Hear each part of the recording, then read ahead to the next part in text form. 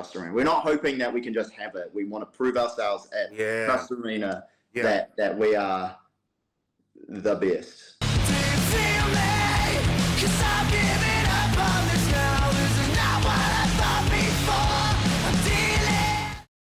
What's up, fam? My name is Smiley from GoodVibes Promotions, and this is my interview with the Boondocks. I could only catch up with Scott on this one, but it was well worth the conversation. What a couple of hard-working, very talented people, and I am glad I had the pleasure of working alongside them. These are one of the many bands that will be performing at Paradise City Rockfest 2025. If you enjoyed the video, like and subscribe for more, and as always, much love and good vibes. Peace. First off, thank you so much for your time, like for real.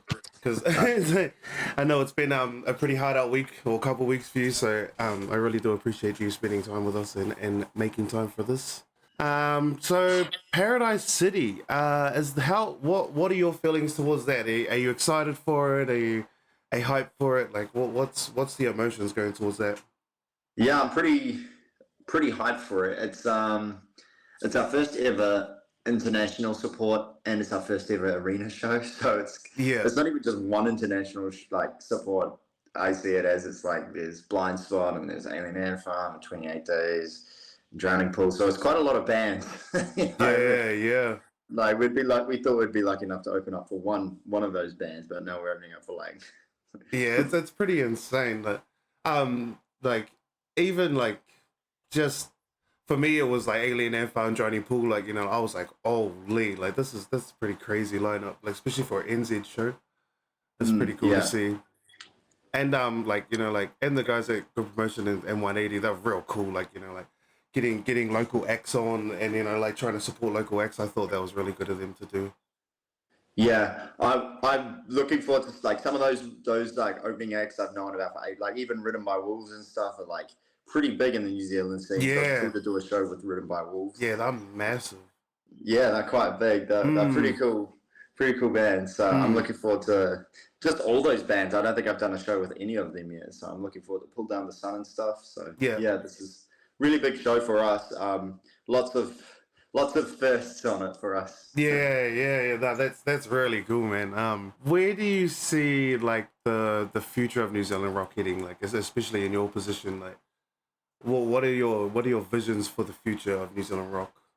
So I think that there's been a massive revival in the New Zealand sort of live music scene in general. I think old news now, but I think due to the lockdowns and COVID and stuff, it didn't expose a lot of people to, like, there's a lot of young people that missed out on live music, and I think there's like a big drive to see live music ever since then. I think that kind of played a part in the initial turning up to gigs after that sort of period of time. And then now there's a whole young generation of kids who really like it because they went through that period of not being exposed to it and they want to make the most of it. I think that goes to a lot. Hungry for it, eh? Yeah, exactly. I think there's like a whole thing about that in the music scene. For a rock band though, rock music in my opinion is probably some of the best live music you can get. So I reckon that there's going to be a new wave of rock bands. You can kind of see it at the moment. There's a whole bunch of upcoming bands. I would consider the Boondocks an upcoming band, as well as Powder Shoots, who recently did a tour with like Highly Suspects, and loads of them. There's bands like Ripship who are going around and they kind of do like alternative music and all those bands. There's like a bunch of sort of upcoming bands, and so I think there's like a new wave of music coming out. Oh, that's really cool. Genres, no, that's cool. Oh, bro, you know, that is going to be good too, because I kind of miss the good old days in rock, and it was really like a staple in music, really. Like, I think there's been a long time of I feel like there's been a long time of nothing new coming out, and you listen to the rock, like the rock has been a huge supporter in new music, new New Zealand rock bands. If you go on their playlist every day, they're playing new rock bands. It's really cool to see. That is cool. It's good to have the support of something as massive as them, man. You know, like Good Vibes Promotions picking us is, I think, but Good Vibes Promotions picking an up and coming band like our band is like a good sign. There's a new rule that's just been passed about. There's a new rule that they're trying to pass at the moment about bringing in like medium-sized acts onto shows. So that will also be really good for the industry. Oh, nice. I love that. Is that just something that has just taken place, or? Yeah, this week they made a post about it. The Music Managers Forum is sort of protesting the idea of getting middle-sized bands onto bigger shows. Like if an international artist wants to come here, they have to have a local band, I think is the idea. Oh, that's really good. I like that idea. Yeah, that's so cool. I think it's good. I think it's really helpful. Really awesome. Now, was your first show your first live show, was that July 8th, 2022? So our first ever show would have been in July 2022. Branden and I were in another band, and that band kind of fizzled out. And so me and Branden decided that we wanted to do a gig. The original band was a 4-piece band, and then me and Branden were really keen to gig. And so we formed a 2-piece band, and we did 3 or 4 practices, not even 4, I don't think, 3 practices. And we thought we should do a show. So we did our first show at the Ding Dong Lounge, and I don't know how someone must have told you that was crazy. At one point, someone must have said, that is nuts. Yeah, it was a little bit. It was pretty fun. I remember it quite well. A few of my mates turned up for that show. That's really cool. And it was a Thursday night, and they're not really that busy. Thursday nights are always a hard show, but yeah, it was a good time. It was our first time. I was pretty nervous, and we've been gigging pretty relentlessly since then. Our first year, we gigged a lot. You really did. Yeah, like a shitload. like on social media, it was crazy. I was going through your socials, and I was like, bro, these dudes just didn't stop. At all. There was no breaks. It was like, whoa. I was really impressed by it. Sort of trying to slow down now. It was just the initial trying to get ourselves exposure at the start. It worked. Like it really did. Yeah, it was pretty cool. It was pretty cool, but we live so far away from the area. We live in Waiuku, which is like a long way away from anywhere, really. Yeah, Devs. Oh, that's crazy. What were your first initial emotions going into that? Because you would have been already quite privy to the fact that you have already been performing before with another band. Was there much nerves going into that, or was it just kind of a natural thing? No, there was a lot of nerves, yeah. Yeah. For me, I'm pretty anxious already, but so our first band only did 2 gigs, so that wasn't many. And then Branden has done a lot of gigs, so he wasn't nervous, and his confidence, if I didn't have Branden, I think I would have probably ceased to exist. Yeah. So Branden's confidence is kind of what pushed me through this. Even now, it's pretty good to have a happy-go-lucky guy like Branden playing drums behind you, because if you're feeling nervous, you can't look like that dude never stresses. So that's so cool. Yeah, it's good you have someone behind you like that, because I feel like, especially in a duo, that's a lot of pressure to have on you. Yeah, we share it pretty evenly, I think. We're pretty on the fly sort of band like that. We're pretty I don't know how to describe it. There's a word for it, but I can't think of it right now. But everything's kind of just like, Branden will do a drum solo on like a minute's notice if he has to. So, So there's pressure on him too. But yeah, there's definitely a lot of pressure in a 2-piece. But also, I think having a 2-piece has got its benefits. Like, it's a lot easier to organize things, and it's a lot easier to mix. That is true. I never even thought about that. Yeah, like less equipment, less people to deal with. Yeah, and sonically it's very basic. You know, we have a drum set, we have bass and guitar that are doing the exact same thing pretty much, and then we have like the vocals, and so it's a lot easier to mix. There's not a whole lot of complexities going into it when it comes to mixing us. So we sound pretty. I think we have like quite a big sound too because of that. Yeah. Well, speaking of sound, your song "Sticks and Stones."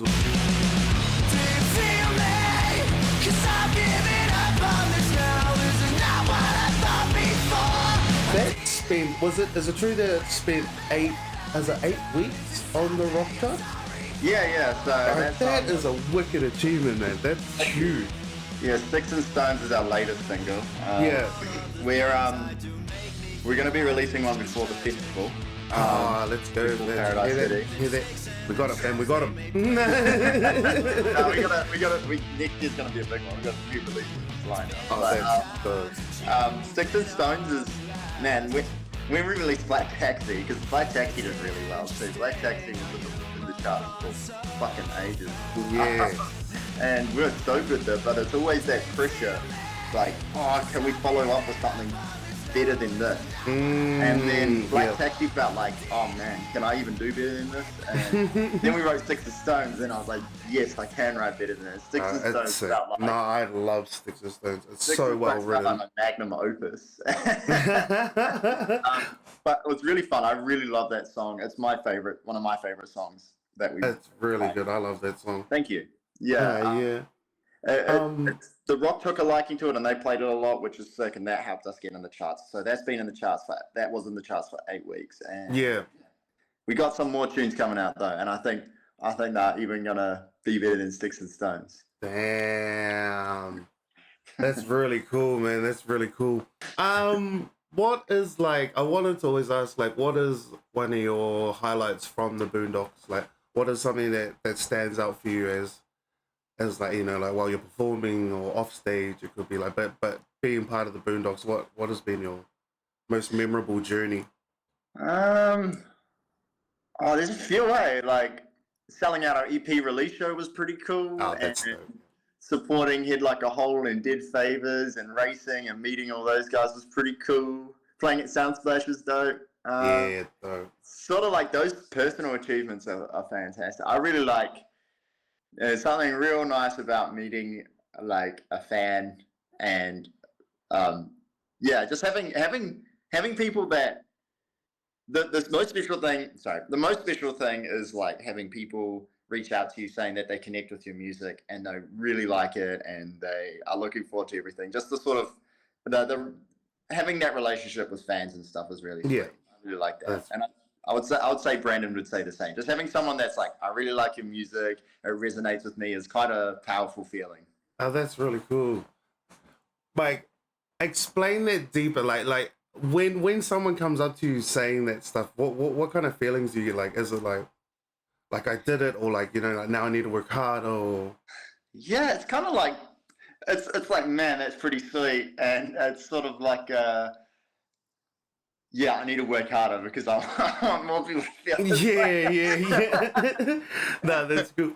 Because it must be like, when I did my interview with Less Than Jake, I asked him the same question or similar question, and he just said, it's like, honestly, I'm addicted to it. Like, he had been touring for 25 years or something, and he still, to this day, like, just loves that feeling and just, like, almost lives off it, you know, like, it pushes him through every day. Yeah, I would say I'm pretty addicted to it. I get, I said it before, like, I get really like, when I'm not doing gigs. So, like, at the moment we're not doing gigs, and I'm like, I just really want to do it. Our next gig is at Trust Arena, which is nuts. And then, sick. So it's pretty cool. It's pretty cool. Another really good feeling, honestly, is having a crowd. Like, at our EP release show, we had we had 200 people there, and they're all singing back our song to us, which is quite a nuts feeling. It's bizarre, but it's really, that's like a real special moment too. Oh, that's awesome, man. That's so, like, it sounds like you've had, and in the short time that you've been like the Boondocks, it sounded like you've done so much, and looks like, especially through socials, it's crazy. I was like, wow. Thank you. Yeah, I would say that it's been a pretty quick endeavor. We kind of started out, you know, kind of gigging, and then we ended up we ended up working with our producer now producer Scott Seabright, and we did a song, and that's when things like started really picking up for us. So working with the producer and getting songs out there. We just wanted to be a live band at first. We're like, oh, we're going to record, because I was daunted by it, but then we kind of spoke to Scott Seabright reached out to us and offered to work with us. And we're like, yeah, and we loved it, and we've been working with them ever since. So. Yeah, that must be one of those things, like, especially having a producer to, like, you know, like, do all of that. So I was like, that's a big thing. Oh, Scott's the man. He's actually like, that dude he is, in my opinion, the future of like NZ producers. He's he's real onto it. He's real switched on. He's real good. Wow. Oh, like, what's his name again? Scott Seabright. Oh, okay. I was just gonna see if I heard of him. You will do soon. Yeah, he's definitely. Really I love the attitude. What are we expecting next for the journey? What comes after Paradise City? We're currently we got a few big things happening next year. We're perhaps working on a big release of some magnitude, I believe. We're going to release a few singles. We've got a music video that we're filming this Sunday. Some cool shit happening. Nice. I love that. Yeah. That's really cool. Where did you and Branden meet? Have you known each other for long? Like, have you always been, like, did you go to school together or did you grow up together, that type of buzz? Yeah, so Branden's a few years younger than me. We met in primary school. We used to take the bus together to school, to a feeder district primary school, like 100-student school in the Watts, where we're from. We used to take the bus together, and we'd talk about video games quite a lot. Yeah. We'd talk about video games on the bus. There was nothing about music. Branden would have been like 8, and I would have been 10 or 11. But that's truly how we met. Yeah. And then we got to high school, and I didn't really associate him because he was a bit younger. Of course, as you are at school. Yeah. He started playing drums when he was 14, which is actually, like, he hasn't been drumming an awful long time, and he's fucking mad. He's really good. Yeah. So he started drumming when he was 14. I would have been 17 or so, and I was finishing up school. So yeah, we didn't. The way we started jamming is I saw Branden make a post on Facebook saying that he was looking to start a cover band, and I don't want to start a cover band, but I had another band going that needed a drummer, so I asked him to join that band. And then that band fell through, and then we started the Boondocks. And then we started. Oh, okay. And then July 2022. Yeah, exactly. Oh, that's so cool. Yeah. I see. So like, known each other a long time. Yeah, a long time. That's really cool. So that's probably helps in your guys' dynamic too, and helping take the pressure off each other and stuff, because you know each other's like mannerisms and how you act towards things. It probably helps a great bunch. Branden is possibly the chillest dude to walk the earth. I don't think there's I'm like bursting at the seams all the time. And then Branden's Branden's good because I'm so stressed that I push him, and he's so chill that he chills me out. So it's like this yin and yang. Yin and yang, yeah. Perfect mix. Oh, that's so cool. Yeah. I love that. The dynamic's always good too. It creates like especially from the consumer's point of view, it's like real cool to like watch just a two-piece like go nutty at it. Like I watched a couple of your performances, and they've just been so entertaining. I was like, wow, like you really get into it, especially like your performances. Like, do they come naturally to your, like, like when you're up there and you like, you're playing the bass and you get down on your knees and you're really into it. Is that something that comes naturally, or did you kind of have to practice that? Or? Honestly, I'm not really an out there person, so at first it was like I would never have thought about doing that stuff. But at the end, I don't know when, but I suddenly started being like, oh, let's dip into the crowd, and then I really liked that feeling of how people reacted to it, and then I was like, that's what I like. So it was like this exponential effect. So it is natural now, but it wasn't. Yeah. So I just wanted to try it because I thought it'd be cool to do something like that. I really want to work on our stage presence because we're a two-piece. That's the thing that would often be the thing that lacks, but I honestly reckon we have some of the best stage presence. It's really impressive how, like, I'd say big of a presence you guys have on stage, like it's really cool to see. Thank you. Yeah, I often think about, like, if someone was to, I used to do this thing where I'd have, like, what's some of the coolest things that people do on stage? I want to do that. Imagine it, like, you think about, like, iconic stage performance photos, like, I want to do something. I want to have one of those. One of those, I just, trying for the thumbnails. Yeah. Got to do it for the thumbnail. What was I gonna ask? It was basically just that, a couple other questions. But yeah, I think that, and like after Paradise City, I honestly can't wait to see what you guys like do next. Like, especially with your songs coming up, is there is there a release date, or you kind of just in the wind with what you're like producing at the moment?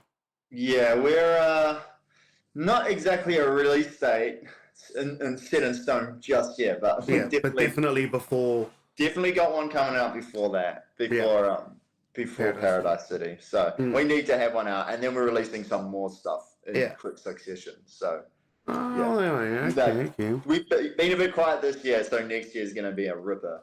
That's cool, man. That's cool. I think it's really cool that just like, how old are you? Can I ask? 25. Cause bro, like honestly, when I watch you, I'm like, these dudes have just like, you are just screwed on, like, you know, like you got it. I think you're headed in the direction of just like incredible fucking impact, and it's gonna be really cool to watch you guys unfold. It's exciting. Yeah, no, it's been really fun. It's been really. I feel like I'm a bit. I've kind of got the pressure on myself to do it now because I'm gotta do it before I've lost my hair. Me and you both. I'm like, oh no, it's coming quick. I get that a lot. I often get asked how old I am, and I tell them like, "Oh, I thought you were young." It happens. I really do.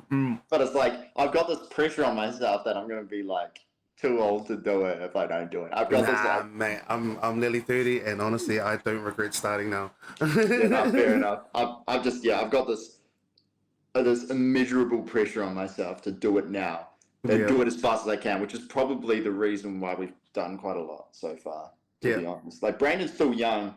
But I'm still young. I'm not old, but I'm just like, I gotta do it before I'm you know what I mean? Yeah. I've just got one more question. Who are you most excited to meet or to meet at Paradise City? Out of if you're gonna pick. I'm gonna ask all the artists this question, so don't don't be like, you know, like, oh, I don't want I'll ask everyone this question. Most excited to meet Noah. I don't know, probably everyone, eh? Like, I've never been to a big show like this.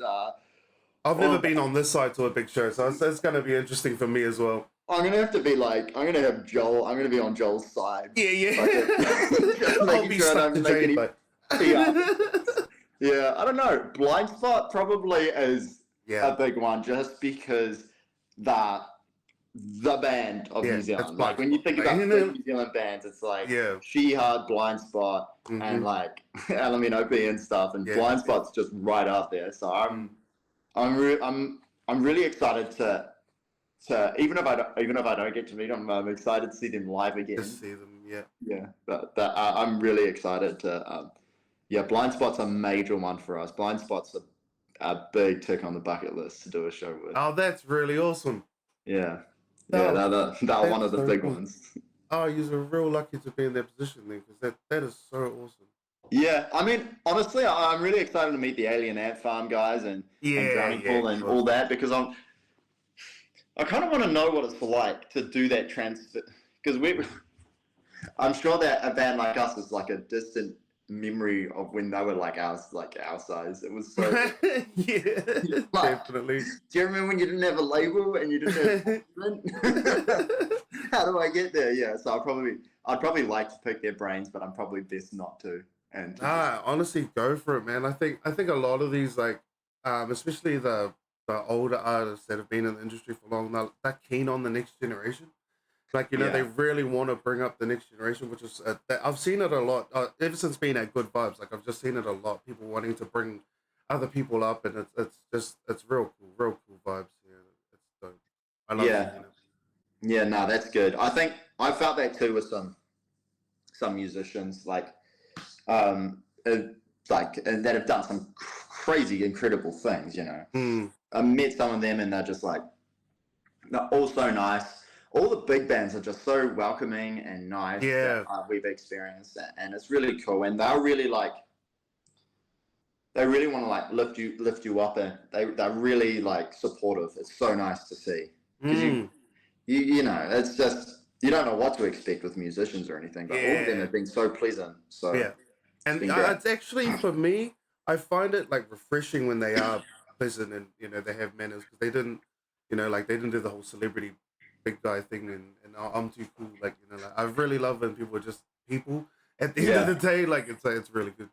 It's pretty buzzy, yeah. Like, yeah, you kind of meet people and you're like, yeah, you expect them to be like, you know, 10 foot tall and just glowing, and you go, oh, hello, like, yeah, oh, you're regular. Hello. That's it. It's pretty funny. It's pretty funny. I do love it. It's But yeah, awesome. the first thing I had to thank you for was I appreciate you getting that video done for the competition. That was so good of you. Really, like, honestly, it was so last minute. And then we made you do it faster because we told you the wrong date. Like, it all went, woohoo! Like, thank you so much for getting that done, man. I really appreciate that. We really want to keep on your guys' good side, because you're the first promotional entity that gets international bands in. And yeah, I know, like, I get what you mean. we've been trying to do something with Good Vibes for a while now. So having you guys take us on for this has been like incredible, and we hope that it's like the start of a good relationship between the two of us. So I want to. That's us here too at Good Vibes. We just want to start good relationships with people and try to build a, like, you know, big tight community, and we all bringing everyone up to find new bands, like, you know, like just get everyone involved in New Zealand, really. Yeah, nah, it's cool. I want to. That's kind of like one of the goals for us, is to sort of headline more of our own shows and open for some like bigger bands, like international acts. So we're hoping that this, like, we can prove ourselves at Trust Arena. We're not hoping that we can just have it. We want to prove ourselves at Trust Arena that we are the best. We are. Love that, man. Honestly, I really do, because you have to believe in yourself. Yeah, you have to. No one else is gonna do it for you. Exactly. Yeah, I have limitless belief in ourselves. So. That's really cool. And honestly, your work ethic and the music you produce, it speaks for itself. It really does. Thank you. Yeah. We work really hard on trying to keep our sound and live shows up to scratch, so they're just above, because you need to be above and beyond. Yeah, definitely. Especially in a talented local pool like New Zealand. Yeah, pound for pound.